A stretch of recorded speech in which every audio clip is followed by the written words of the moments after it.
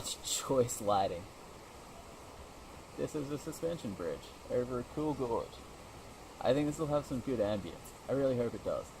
It sounds so nice here to just sit around and relax. 0 degrees today, Celsius, not Fahrenheit. That was fun. What was not fun was my journey to get here. A cacophony of first world problems, which essentially started when I left the Packers Hall of Fame early-ish to catch my flight,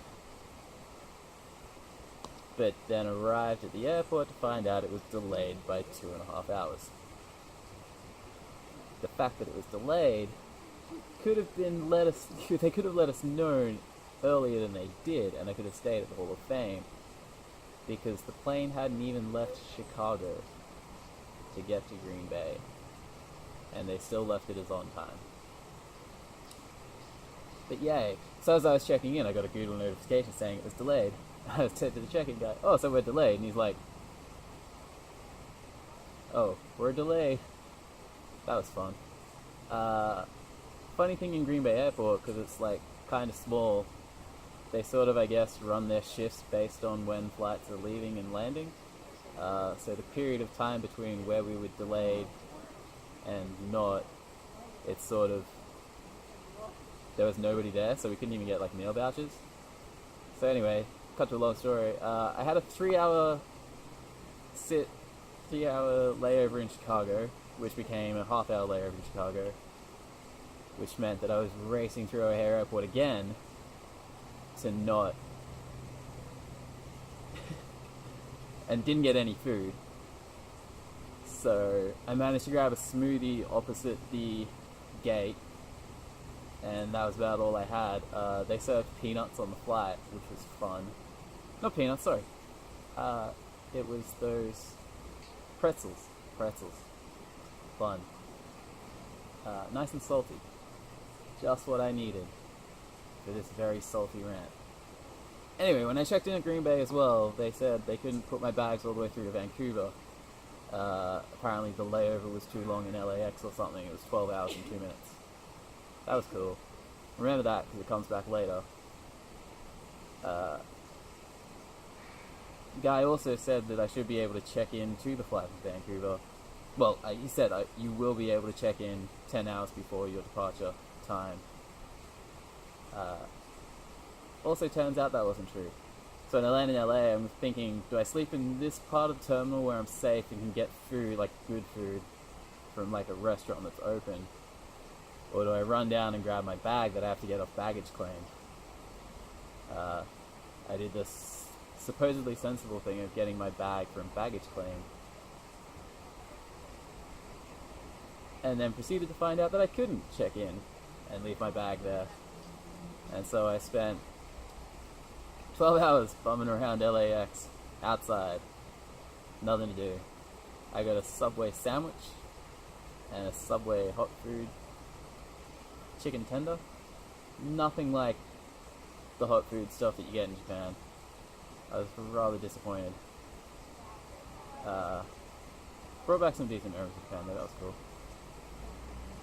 Anyway, so when I got to the terminal check-in as well, they also couldn't find my booking. The reference didn't work. So I went up to the counter and asked, and she's like, "Oh no, it can't fly until tomorrow. You can check in online, but we can't check your bag." So there was no point in doing that, because I go through with both my bags. Can't come back out. Get there tomorrow morning.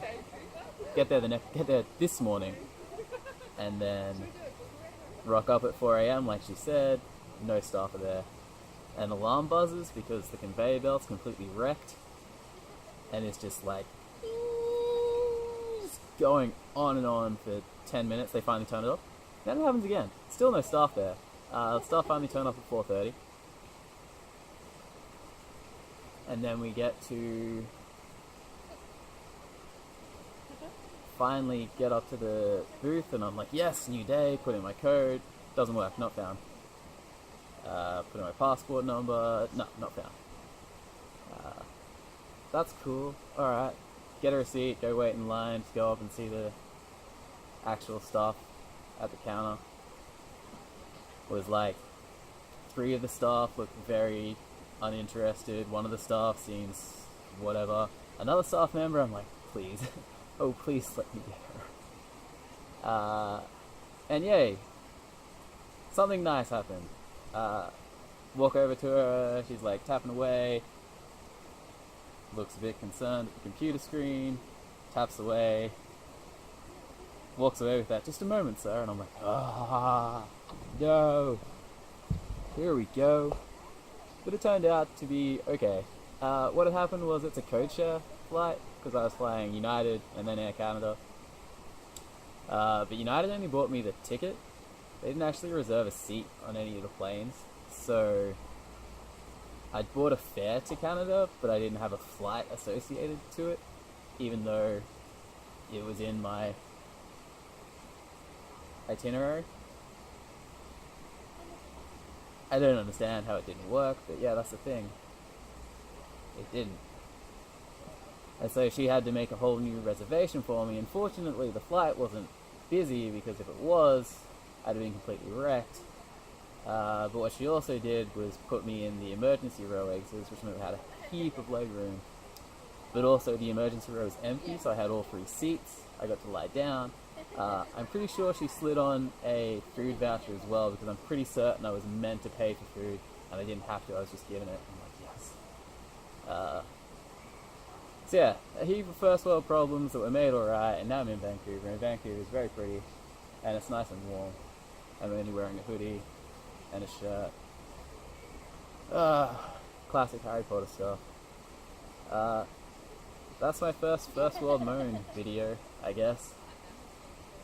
I hope you enjoy the sounds of the rainforest, because I sure am, even amongst all my complaining of how terrible a time this was. I'm really glad I did that video at Lambeau Field, because if I had to do one at LAX, that would have gone terrible.